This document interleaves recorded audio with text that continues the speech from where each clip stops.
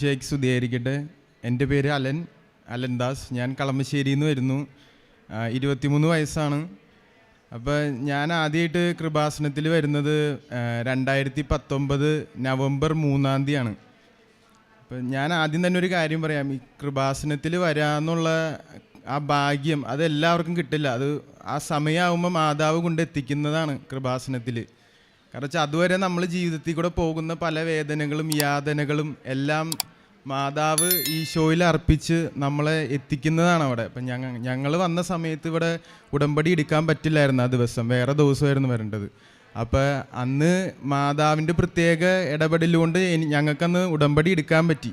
അത് തന്നെ ഒരു വലിയ കാര്യം. എന്നിട്ട് ഞാനിപ്പോൾ ബാംഗ്ലൂരാണ് പഠിച്ചതും കുറച്ച് എൻ്റെ വലിയ ഹയർ സ്റ്റഡീസൊക്കെ ചെയ്ത് ബാംഗ്ലൂരായിരുന്നു. അപ്പോൾ അന്നത്തെ രക്തത്തളപ്പിനകത്ത് നമുക്കിങ്ങനെ അത്ഭുതം എന്നൊക്കെ പറയുമ്പോൾ അങ്ങനെ വലിയ ഒരു ഫാൻറ്റസി തോന്നില്ല. ജസ്റ്റ് അത് ആൾക്കാരുടെ ഓരോ പെർസെപ്ഷനാണെന്ന് തോന്നണത്. പക്ഷെ ഞാനിവിടെ അന്ന് വന്ന് ഇവിടെ ഇന്ന് ഞാൻ ഓർക്കുന്നുണ്ട്, ഞാൻ വന്നിട്ട് ഞാൻ ആ മൂലയ്ക്കായിരുന്നത്. അപ്പോൾ ഇവിടെ വന്നിട്ട് ഞാൻ ഉടമ്പടി പത്രികയും കയ്യിൽ വെച്ച് എൻ്റെ അമ്മയുണ്ടായി, എൻ്റെ ഒരു കസിൻ ചേട്ടനും ഉണ്ടായി. അപ്പോൾ ഞങ്ങൾ 3 പേര് അവിടെ ഇരുന്നിട്ട് ഇങ്ങനെ മാതാവിനെ നോക്കി. അപ്പം ഞാനിങ്ങനെ നോക്കിയിട്ട് മാതാവിൻ്റെ അടുത്ത് ഞാൻ പറഞ്ഞ്, മാതാവ് എൻ്റെ ജീവിതം അത്ര വലിയ ഡിസിപ്ലിൻഡ് ഒന്നുമല്ല, കുത്തഴിഞ്ഞൊരു ജീവിതമാണ്. അപ്പോൾ മാതാവിൻ്റെ മകനോട് പറഞ്ഞ് എന്നെ ഒന്ന് മകൻ്റെ ശക്തി എന്നിലൊന്ന് കാണിച്ചു തരണേന്ന് ഞാൻ വെറുതെ ഇങ്ങനെ ഇങ്ങനെ നോക്കിയിരുന്ന്.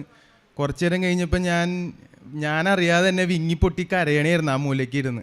അപ്പോൾ എൻ്റെ അമ്മ ഇങ്ങനെ നോക്കിയിട്ട് പറയാണ്, ഇതെന്ത് പറ്റി, ഇവനെന്ത് പറ്റി? അപ്പം ഞാനിങ്ങനെ ഇരുന്ന് പൊട്ടിക്കരഞ്ഞ് എൻ്റെ വെള്ളമൊക്കെ കണ്ണീരൊക്കെ ഇങ്ങനെ മേത്തൊക്കെ ആയി ഞാൻ അവിടെ ഇരുന്ന് കരയുക. ഞാൻ ആരെയും നോക്കണമൊന്നുമില്ല. ഞാൻ അതുവരെ ചിന്തിക്കുമായിരുന്നു പലരും ഇവിടെ പള്ളിയിലൊക്കെ വന്ന് എങ്ങനെയാണ് കരയണമെന്ന്. പക്ഷേ അന്ന് എനിക്ക് മനസ്സിലായി, ഈ ചുറ്റുവട്ടം, ഈ കലവൂര് കൃപാസനം എന്ന് പറയുന്ന ഈ അത്ഭുത സ്ഥലത്ത് മാതാവിൻ്റെ ഒരു പ്രത്യേക സംരക്ഷണമുണ്ട്, മാതാവിൻ്റെ പ്രത്യേക ഒരു സാന്നിധ്യമുണ്ട്, ഈശോയുടെ സാന്നിധ്യമുണ്ട്.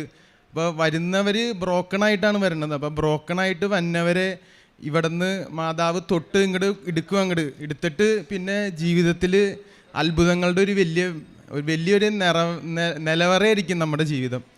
അപ്പോൾ ഞങ്ങളന്ന് 6 നിയോഗങ്ങളാണ് വെച്ചത്. അപ്പോൾ 6 നിയോഗങ്ങൾ നടന്നു. അല്ലാതെ നമ്മൾ ആഗ്രഹിക്കാത്തതും സർപ്രൈസ്ഡായിട്ട് ജീവിതത്തിൽ വരുന്ന കൃപകൾ എല്ലാം ഒത്തിരി അന്ന് ഞാൻ എക്സ്പീരിയൻസ് ചെയ്തു. ബാംഗ്ലൂരിൽ വെറുതെ അങ്ങോട്ടും ഇങ്ങോട്ടും കൂട്ടുകാരുമായിട്ട് അടിച്ചു പൊളിച്ചിരുന്ന ഞാൻ അതിവിടെ എക്സ്പീരിയൻസ് ചെയ്തു. അപ്പോൾ ആദ്യമായിട്ട് തന്നെ ഞാൻ പറയുന്ന ഒരു നിയോഗം ഞങ്ങളുടെ വലിയൊരു ആഗ്രഹമായിരുന്നു. 15 വർഷമായിട്ടൊരു ഭവനം ഞങ്ങൾക്ക് വേണമെന്നൊരു വലിയ ആഗ്രഹമായിരുന്നു. അപ്പോൾ എൻ്റെ അമ്മ കൂടെ വന്നിട്ടുണ്ട്. അപ്പോൾ അമ്മ 15 വർഷമായിട്ടും ഞങ്ങളെല്ലാവരും ആഗ്രഹിച്ച കാര്യം, എൻ്റെ അമ്മ എന്നും പള്ളിയിൽ പോയി കരഞ്ഞ് പ്രാർത്ഥിക്കണത് ഞാൻ കാണാറുണ്ട്. ഒരു ഭവനം, ഒരു ചെറിയൊരു ഭവനം എന്നുള്ളൊരു ആഗ്രഹം മാത്രമേ ഉണ്ടായിരുന്നുള്ളൂ. പക്ഷേ ഇവിടെ വന്നു കഴിഞ്ഞപ്പോൾ അച്ഛൻ പറഞ്ഞ്, നിങ്ങളൊരിക്കലും ചെറിയ കാര്യങ്ങളല്ല ആഗ്രഹിക്കേണ്ടത്. ഈശോയോട് പറയുമ്പോൾ നിങ്ങൾ ആഗ്രഹിക്കേണ്ടത് വലിയ കാര്യങ്ങളാണ്. അപ്പോൾ ഈശോയ്ക്ക് തോന്നും, ഇവന് ഞാനൊരു കാര്യം കൊടുത്താൽ അവനത് വലിയതായിട്ട് തന്നെ, അവൻ്റെ ചിന്താഗതി ഉയർന്ന ചിന്താഗതിയാണ്, അവൻ്റെ ദാരിദ്ര്യ ചിന്താഗതിയല്ല, ഉയർന്ന ചിന്താഗതിയാണ്. അപ്പോൾ ഈശോ എന്ന് പറയുന്നത് നിങ്ങളുടെ അപ്പനാണ്. അപ്പോൾ അപ്പൻ്റെ അടുത്ത് ചോദിക്കുമ്പോൾ ഉയർന്ന കാര്യങ്ങൾ ചോദിക്കുക. അപ്പോൾ അച്ഛൻ ഈ കാര്യം പറഞ്ഞപ്പോൾ എൻ്റെ മനസ്സിൽ സ്ട്രൈക്ക് ചെയ്തു. അപ്പം ഞാൻ പറഞ്ഞു, അമ്മ നമുക്ക് ചെറുതായിട്ടൊന്ന് ആഗ്രഹിക്കണം, നമുക്ക് ഈശോ തരും. അപ്പം ഞാൻ ആഗ്രഹിച്ച 4 മുറിയുള്ള ഭവനമാണ് ഞങ്ങളന്ന് ആഗ്രഹിച്ചത്. അപ്പോൾ അന്ന് ഭവനത്തിൻ്റെ പണി കൊറോണയുടെ സമയത്ത് തുടങ്ങി. അതൊക്കെ അത്ഭുതങ്ങളാണ് അതിനകത്ത്. ഞാനതിനെക്കുറിച്ച് കൂടുതൽ വിശദീകരിച്ച് ഇന്ന് ഈ ദിവസം പോരാ. ഒത്തിരി അത്ഭുതങ്ങളിൽ കൂടെ അമ്മ കൊണ്ടുവന്ന് കിടന്നു. ഞങ്ങൾക്ക് പൈസ ഉണ്ടായിരുന്നില്ല. ഓരോ ദിവസവും ഓരോ പൈസ ഓരോ രീതിയിൽ അമ്മ കൊണ്ടു തന്നു ഈശോയിലൂടെ. അപ്പോൾ ഞങ്ങൾക്കിങ്ങനെ ഭവനത്തിൻ്റെ കാര്യം വന്നപ്പോഴാണെങ്കിലും ഒത്തിരി സഹായങ്ങൾ വന്നു. ഒത്തിരി എല്ലാം കറക്റ്റ് സമയത്ത് ഈശോയും മാതാവും കൂടി കൂട്ടി നടത്തി തന്നു. അങ്ങനെ ഭവനം ശരിയായി. അപ്പോൾ ഞങ്ങൾ ആഗ്രഹിച്ചത് 4 മുറിയുള്ള ഭവനം. പക്ഷെ 5 മുറിയുള്ള 3 നില ഭവനം കിട്ടി. ഞങ്ങളുടെ കയ്യിലൊന്നും ഒരു ക്യാപിറ്റൽ ഇല്ലാത്തവ ഞങ്ങൾക്ക് കിട്ടി.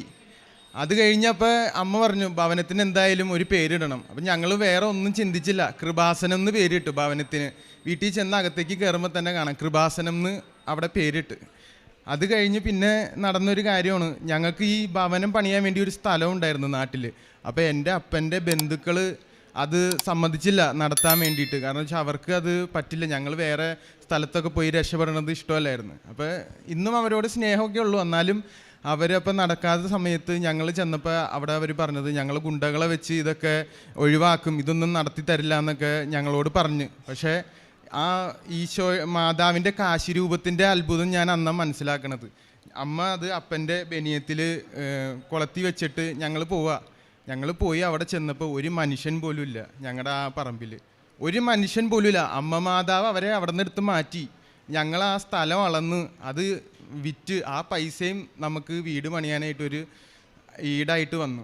അതൊരു രണ്ടാമത്തെ ഒരു അത്ഭുതമായിരുന്നു. അങ്ങനെ 2 അത്ഭുതം. പിന്നെ മൂന്നാമത് എൻ്റെ ജീവിതത്തിൽ നടന്ന അത്ഭുതം, എനിക്ക് ഈ സ്കിൻ ഡിസീസ് ഉണ്ടായി.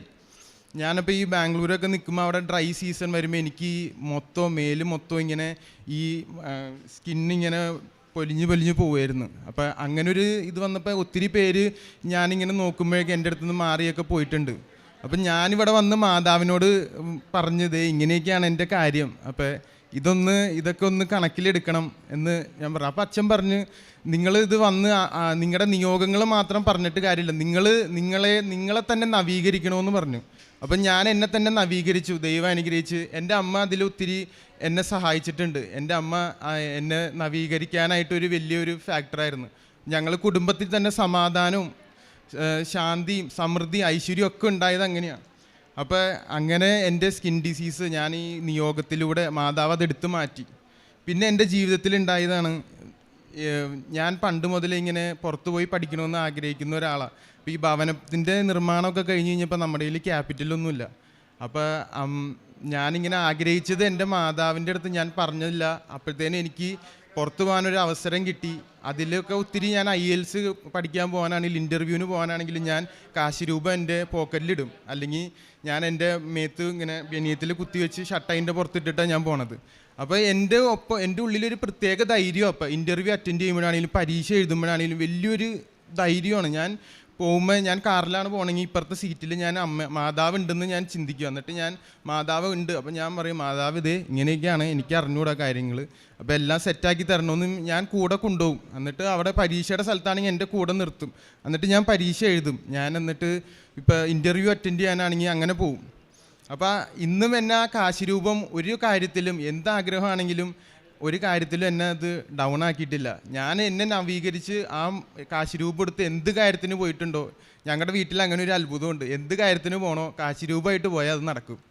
പിന്നെയുള്ള ഒരു കാര്യം, എൻ്റെ ചേച്ചി പാരീസിൽ പഠിക്കാൻ പോയതാണ്. അപ്പോൾ ആൾക്ക് പഠിത്തം കഴിഞ്ഞിട്ട് വിസ വരുന്നില്ല, ജോലി വരുന്നില്ല, ഒന്നുമില്ല. അപ്പോൾ കഷ്ടപ്പാടായിരുന്നു ആൾക്ക് കുറേ നാളത്തേക്ക്. അപ്പം മാതാവിൻ്റെ കാര്യം ഞങ്ങൾ അപ്പോഴാണ് ഈ ഉടമ്പടി എടുക്കുന്നത്. അപ്പം മാതാവിനോട് പ്രത്യേകം പറഞ്ഞ് മാതാവ് ചേച്ചി ഓൺലൈനായിട്ട് ഉടമ്പടി എടുത്ത് ചേച്ചിക്ക് അങ്ങനെ മാതാവിൻ്റെ വേറൊരു സംരക്ഷണം, അവിടെ ഒറ്റയ്ക്കാണ് ജീവിക്കുന്നത്, അവിടെ ഒരു സംരക്ഷണവും പ്രത്യേക സ്നേഹവും ഒന്നുമില്ലെങ്കിലും ആൾക്ക് സമാധാനം സംതൃപ്തിയുണ്ട്. അത് കിട്ടിയത് ഈ ഉടമ്പടി എടുത്ത് മാതാവിനെ ഞങ്ങൾ അർപ്പിച്ച് ഞങ്ങളുടെ കുടുംബത്തെ തന്നെ മാതാവിൻ്റെ അടുത്ത് പറഞ്ഞ് ഈശോയ്ക്ക് കാനായിലെ കല്യാണ വിരുന്നിൽ മാതാവ് ആ സ്വാതന്ത്ര്യം വെച്ച് പറഞ്ഞില്ലേ, മകനെ ഇവർക്ക് വീഞ്ഞില്ല, ഇവരെ നീ സഹായിക്കണമെന്ന് പറഞ്ഞ പോലെ ഞങ്ങളെ സഹായിക്കണമെന്ന് പറയാൻ പറഞ്ഞു ഈശോയുടെ അടുത്ത്. അങ്ങനെ മാതാവ് അത് ചെയ്തു തന്നു. പിന്നെ ജീവിതത്തിലുണ്ടായ വേറൊരു കാര്യമാണ്, എൻ്റെ ഒരു കസിൻ ചേച്ചി, എനിക്ക് വലിയ ഇഷ്ടമുള്ള ഒരു ചേച്ചി, ഷിലു എന്ന് പറയും. അപ്പോൾ ചേച്ചിയുടെ പേര്. അപ്പോൾ ചേച്ചിക്ക് കല്യാണം ഉറക്കല്ല, ചേച്ചിക്ക് നല്ല ജോലിയും കാര്യങ്ങളൊക്കെ ഉണ്ട്. അപ്പം ഞാൻ അമ്മയുടെ അടുത്ത് പറയാം, നമുക്ക് ആ ചേച്ചിയുടെ കാര്യം ഒന്ന് ഉടമ്പടിയിൽ വെക്കാം. അങ്ങനെ ആ ചേച്ചിയുടെ കാര്യം ഉടമ്പടിയിൽ വെച്ച് 3 മാസത്തിനകം നല്ല ആലോചന വന്ന അവരിപ്പോൾ സന്തോഷമായിട്ട് ഗുജറാത്തിൽ ജീവിക്കണതാണ്, സന്തോഷത്തിൽ. അങ്ങനെ എന്നെ സ്ട്രൈക്ക് ചെയ്തൊരു വചനം കേട്ടോ, നീ വിശ്വസിച്ചാൽ നീ ദൈവമഹത്വം ദർശിക്കും എന്നുള്ളൊരു വചനം, അതാണ് എന്നെ സ്ട്രൈക്ക് ചെയ്തത്. അപ്പോൾ പലപ്പോഴും ഓരോ അത്ഭുതങ്ങൾ ജീവിതത്തിൽ ഉണ്ടാകുമ്പോൾ എൻ്റെ മനസ്സിൽ തന്നെ ഞാനിപ്പോൾ പ്രതീക്ഷിക്കാത്ത ഒരു കാര്യം എനിക്ക് കിട്ടുകയാണ്, അല്ലെങ്കിൽ ഞാനിപ്പോൾ എവിടെയെങ്കിലും പോയൊരു തടസ്സമില്ലാണ്ട് എല്ലാം നടക്കുമ്പോൾ ഞാനിങ്ങനെ ദൈവത്തോട് ചോദിക്കും ഇതെന്താ ഇങ്ങനെ. അപ്പോൾ എൻ്റെ മനസ്സിൽ വരുന്നൊരു വചനമാണ് അലന്താസ്. എൻ്റെ മനസ്സിൽ തന്നെ ഞാൻ അറിയാതെ വന്നൊരു സ്വരമാണ് അലന്താസെ. എൻ്റെ പേര് അലന്താസ് എന്നാണ്. അലന്താസെ, നീ വിശ്വസിച്ചാൽ നീ ദൈവമഹത്വം ദർശിക്കുമെന്ന് അത് എൻ്റെ മനസ്സിൽ തന്നെ ഇങ്ങനെ പറയും. അപ്പം ഞാൻ ഓർക്കും ദൈവത്തിന് നന്ദി, ദൈവം ഇതൊക്കെ കൊണ്ട് നടക്കുന്നുണ്ടല്ലോ എന്ന് ഞാൻ പറയും. പലപ്പോഴും എനിക്ക് കുളിര് കയറും. ഇങ്ങനെ ആദ്യമായിട്ട് ഇവിടെ വന്ന് കരഞ്ഞപ്പോൾ എൻ്റെ മേല് മൊത്തം തണുപ്പും ചൂടും ഒക്കെ വന്ന് കുളിരെടുത്തിട്ടാണ് ഞാൻ കരഞ്ഞത്. അപ്പം എനിക്ക് മനസ്സിലായി മാതാവിനെ തൊട്ടതാണ്. അത് ഞാൻ എന്നിവിടെ വന്നാലും ആ വാതിലിൻ്റെ അവിടെ നിന്ന് ഇവിടെ എത്തുമ്പോൾ എനിക്കത് കിട്ടും.